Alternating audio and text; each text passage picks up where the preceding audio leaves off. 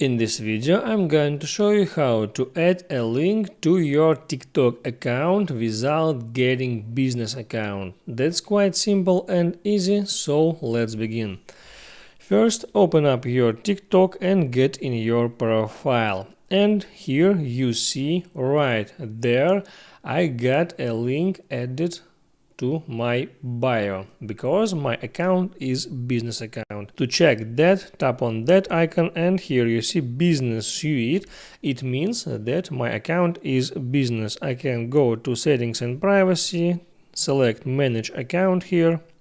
And here I see switch to personal account. That means that current account is business. And in business account you can add a link to your account right here. But when your account is personal, you don't have that option by default.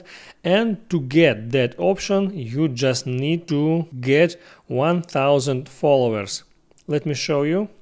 If I go to settings and privacy, manage account, switch to personal account, switch anyway, and go back to my profile, renew profile, tap edit profile. Here I still able to add website to my account. That's because I got more than 1000 followers. So for personal account, the only way to be able to add links to your bio is making more than 1000 followers.